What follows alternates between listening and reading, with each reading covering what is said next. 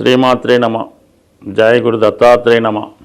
ఈ వీడియోలో మనం సింహరాశి వారికి 2024 సంవత్సరం డిసెంబర్ నెల మాస ఫలితాలు ఏ విధంగా ఉంటాయో తెలుసుకునే ప్రయత్నం చేద్దాం.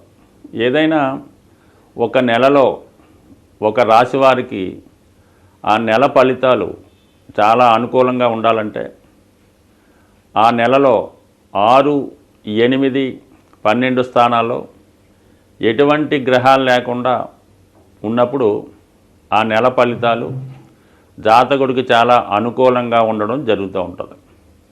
అలాగే జన్మ జాతకంలో కూడా వారు పుట్టినప్పుడు సింహలగ్నం వారికి 6, 8, 12 స్థానాలు ఖాళీగా ఉంటే వాళ్ళు ఖచ్చితంగా ఎటువంటి చిన్న స్థాయి కుటుంబంలో జన్మించిన ఉన్నత స్థాయిగా వాళ్ళు అభివృద్ధి చెందడం జరుగుతూ ఉంటుంది.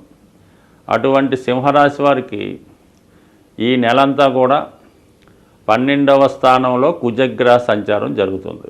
అంటే 12వ స్థానం అన్నది ఖర్చులు, నష్టాలు, బాధ్యతలు ఇవన్నీ చెప్తూ ఉంటుంది.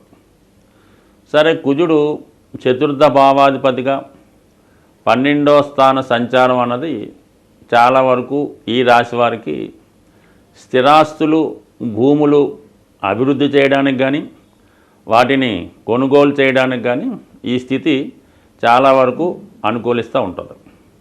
అయితే మరి మనం ఏదన్నా ఇల్లు కొనాలన్నా, భూమి కొనాలన్నా, కారు కొనాలన్నా ధనం రావాలిగా.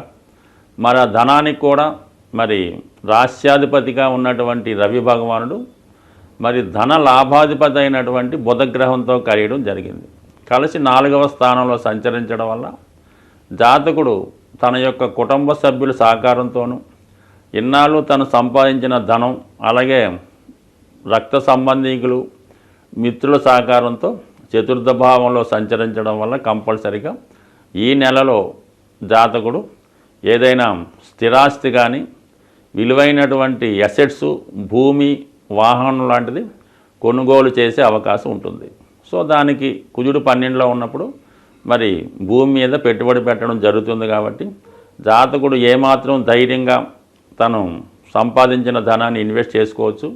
అలాగే ఏమాత్రం ప్రయత్నం చేసినా ఖచ్చితంగా ఈ నెలలో గృహయోగం జాతకుడికి కలుగుతూ ఉంటుంది. సో అలాగే ముఖ్యంగా మరి ఈ ధనస్థానంలో ఉన్నటువంటి కేతుగ్రహ సంచారం, అలాగే 6వ స్థానంలో ఉన్నటువంటి శుక్రగ్రహ సంచారం జాతకుడు కొంతవరకు రుణం కూడా చేసే విధంగా ఈ గ్రహస్థితి అవకాశం ఉంది. కాబట్టి ఏదైనా అవకాశం ఉన్న చోట ఏదైనా మంచి సంస్థలో రుణం తీసుకొని మరి గృహం కొనుక్కుంటే మంచిది. అయితే ఈ ప్రయత్నంలో మీకు మీ కుటుంబ సభ్యులు చాలా వరకు వ్యతిరేకించే అవకాశం ఉన్నది. అంటే ఇప్పుడు మనకి ఇంత ఖరీదైన గృహం అవసరమా, లేదంటే వాహనం అవసరమా అని విమర్శలు వచ్చే సూచనలు ఉన్నాయి. దానికి కొంత వ్యతిరేకత కూడా రావచ్చు. అయినప్పుడు కూడా మీ నిర్ణయం ప్రకారం మీరు ముందుకెళ్తే భవిష్యత్తులో అది మీకు మంచిగా లాభంగా మారే అవకాశం ఉంటుంది. కాబట్టి ఎవరేమనుకున్నా మీరు తీసుకున్న నిర్ణయమే కరెక్ట్ అవుతుంది. కాబట్టి ఖచ్చితంగా మీరు ముందుకి వెళ్ళిపోవచ్చు ఈ స్థిరాస్తి కొనుక్కునే విషయంలో. అయితే మరికొంతమంది విషయంలో ఎలా ఉందంటే, మీకు ఆల్రెడీ ఉన్నటువంటి స్థిరాస్తిని కానీ, భూమిని కానీ, పెద్దల ద్వారా సంక్రమించినటువంటి ఆస్తిని కానీ అది విక్రయించి వేరొక చోట అటువంటి స్థిరాస్తి కొనే సూచనలు కూడా ఈ గ్రహస్థితి మీకు అనుకూలంగా ఉండడం జరుగుతుంది. అలాగే ఈ రాశిలో ఉన్నటువంటి విద్యార్థులు మరి వాళ్ళ యొక్క ఉన్నత విద్య కొరకు వేరే రాష్ట్రం కానీ, వేరే దేశం కానీ వెళ్ళడానికి కూడా ఈ గ్రహస్థితి జాతకుడికి అనుకూలించడం జరుగుతుంది. అలాగే మరి మనకి ఈ డిసెంబర్ 15వ తారీఖున రవిగ్రహం 5వ స్థానంలోకి మారడం జరుగుతుంది. సో అప్పుడు సాధారణంగా జాతకుడు ఎప్పటికన్నా ఒక మంచి నిర్ణయాలు తీసుకొని వృత్తిలో మారడానికి చేసే ప్రయత్నాలు కూడా ఆ సమయంలో జాతకుడికి అనుకూలించే అవకాశం ఉన్నది. అంటే ప్రస్తుతం 10వ స్థానంలో గురుగ్రహ సంచారం, అష్టమాధిపతిగా 10లో ఉండడం వల్ల ఏమవుతుందంటే కొంతవరకు వృత్తిలో సర్దుబాటు దూరంలోనే అనుకూలంగా ఉన్నప్పటికీ కూడా ఎప్పుడైతే మనకి ఈ డిసెంబర్ 15వ తారీఖున ఈ సూర్యభగవానుడు రాష్ట్రాధిపతిగా 5వ స్థానం ధనుస్సు రాశిలోకి సంచరిస్తాడో ఆటోమేటిక్గా జాతకుడు వృత్తిపరమైనటువంటి కొన్ని మార్పులు తన నిర్ణయం ద్వారా తీసుకోవడం జరుగుతూ ఉంటుంది. అలాగే ప్రస్తుతం ఉన్నటువంటి వృత్తిని విడిచిపెట్టి వేరే రంగంలో కానీ, వేరే జాబులో కానీ మారే సూచనలు ఎక్కువగా కనబడుతుంటాయి. అయితే ఎక్కువగా సింహరాశి వారు ఉద్యోగం చేస్తున్నంత వరకు వారికి సాధారణంగా తృప్తికరంగా అనిపించదు. వారు స్వతంత్రంగా ఏదైనా వృత్తి చేపట్టడం కానీ ఏదైనా ఇండివిజువల్గా ఒక అడ్వైజర్గాను ఉన్నప్పుడే వాళ్ళకి అనుకూలిస్తాయి. కాబట్టి ఎక్కువగా సింహరాశి వారికి స్వతంత్ర వృత్తులు లేదంటే పెద్ద పెద్ద వ్యాపార సంస్థలే అనుకూలిస్తూ ఉంటాయి.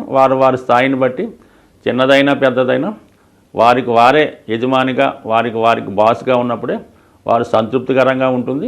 వారు సాటిస్ఫైడ్ లైఫ్ అనుభవిస్తుంటారు. అటువంటి వృత్తి మారడానికి కూడా ఈ గ్రహస్థితి అనుకూలించే అవకాశం ఉన్నది. అయితే తొందరపడి ఎట్టి పరిస్థితుల్లో కూడా కొంతకాలం పాటు ఈ రాశివారు నూతన వ్యాపార ప్రారంభానికి పెట్టుబడి పెట్టి వ్యాపారం చేయడానికి ఎటువంటి సాహసం చేయడం అన్నది అంత అనుకూలం కాదు. ప్రస్తుతం సప్తమంలో శని సంచారం రాశి మీద చూడటం వల్ల ఏమవుతుందంటే చాలా వరకు ఆర్థిక పరమైనటువంటి ఒత్తిడి ఏర్పడుతూ ఉంటుంది. మరి సుమారుగా 4 నెలల తర్వాత మరి అష్టమ స్థానంలోకి శని భగవానుడు మారడం కూడా ఈ అష్టమ శని ప్రభావం ఇవన్నీ కూడా జాతకుడికి అతి తొందరలోనే కొన్ని అనుకోని మార్పులు ఇబ్బందులు వచ్చే అవకాశం ఉంది. కాబట్టి సాధ్యమైనంత వరకు ఫైనాన్షియల్ కమిట్మెంట్ లేకుండా స్వతంత్రంగా తన వ్యక్తిగత సామర్థ్యంతో చేసుకున్నటువంటి వ్యాపారాలు లాంటివి ఏమైనా చేసుకోవాలి తప్ప, కన్సల్టింగ్లను పెట్టుకోవాలి తప్ప, ఎట్టి పరిస్థితుల్లో కూడా డబ్బు రుణంగా అప్పుగా తెచ్చి వ్యాపారం చేసుకుంటే మాత్రం రానున్న రోజుల్లో జాతకుడు ఒక విధమైనటువంటి నష్టానికి అవమానానికి గురయ్యే సూచనలు ఉన్నాయి. కాబట్టి సాధ్యమైనంత వరకు ఉద్యోగ సంబంధించిన విషయాల్లో ఎటువంటి ప్రయోగాలు చేయకుండా జాగ్రత్తగా ముందుకు వెళ్ళడం మంచిది. ఆల్రెడీ అష్టమంలో ఉన్నటువంటి రాహు మీరు ఎంత బాగా వర్క్ చేసినా ఏదో ఒక అపవాదు ఏదో ఒక నింద మీ మీద రావడం జరుగుతుంది. మరి అక్కడికి రాహుతో పాటు శని కూడా చేరడం వల్ల ఇది మరింత బలపడే అవకాశం ఉంది. కాబట్టి ఇతరులకి అవకాశం లేకుండా ఇతరులకి ఎటువంటి చిన్నపాటి ఇబ్బంది కలగకుండా మీరు మనసుకు తోచిన విధంగా నిజాయితీగా ఉద్యోగపరంగానే ముందుకు వెళ్ళాలి తప్ప ఎటువంటి ప్రయోగాలు చేసినా ఫ్యూచర్లో ఇబ్బంది పడే అవకాశం ఉంది. స్వస్తి. గ్రహాల యొక్క స్థితి పరిశీలించినప్పుడు ఏదైనా ఏ రాశి వారికైనా ఏ లగ్నం వారికైనా బాగా కష్టపెట్టాలన్నా సంతోషాన్ని ఇవ్వాలన్నా కూడా 2 గ్రహాలు ప్రధానంగా ఉండడం జరుగుతుంది. అందులో ఏంటంటే ఒకటి కుజగ్రహం, ఒకటి శనిగ్రహం. ఈ 2 గ్రహాలే జాతకుల యొక్క సమస్త ఇబ్బందులకి కారణమవుతుంటుంది. సో అలాగే ప్రతి నెలలో కూడా ఈ గ్రహాలకి సంబంధించినటువంటి కొన్ని పండగలు పర్వదినాలు రావడం జరుగుతుంటుంది. ఆ సమయంలో ఆ గ్రహాలకి పరిష్కారం చేసుకోవడం వల్ల ఎక్కువ ఫలితాన్ని జాతకుడు పొందడం జరుగుతూ ఉంటుంది. ముఖ్యంగా శని యొక్క అనుగ్రహం పొందడానికి అప్పుడప్పుడు వస్తున్నటువంటి ఈ శని త్రయోదశి చాలా ఇంపార్టెంట్గా ఉండడం జరుగుతుంటుంది. అంటే ఆ శని త్రయోదశి నాడు విధి విధానంగా శనికి తైలాభిషేకం చేసుకొని పూజ చేసుకోవడం వల్ల గతంలో కన్నా ఎక్కువ మంచి ఫలితాన్ని శని భగవానుడు ఇవ్వగలుగుతూ ఉంటాడు. అటువంటి శని త్రయోదశి ఈ డిసెంబర్ నెల 28వ తారీఖున రావడం జరుగుతుంది. ఆ రోజు శనివారం. అలాగే అనురాధ నక్షత్రం రావడం వల్ల ఆ రోజు కంపల్సరిగా మరి అసలు రాశితో సంబంధం లేకుండా అందరూ కూడా ఆ రోజు విధి విధానంగా శని భగవాన్ని తైలాభిషేకం చేసుకోవడం, అదే రోజు శివాలయంలో శివుడికి అభిషేకం చేసుకోవడం వల్ల మరి కంపల్సరిగా శని యొక్క అనుగ్రహానికి పాత్రులవుతారు.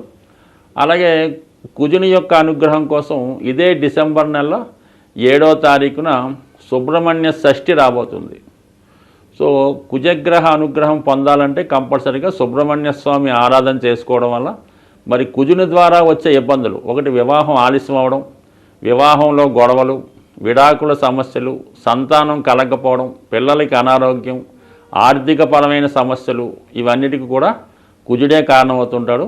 సుబ్రహ్మణ్య స్వామి ఆరాధన వల్ల కుజగ్రహ అనుగ్రహం పొందడం జరుగుతుంది.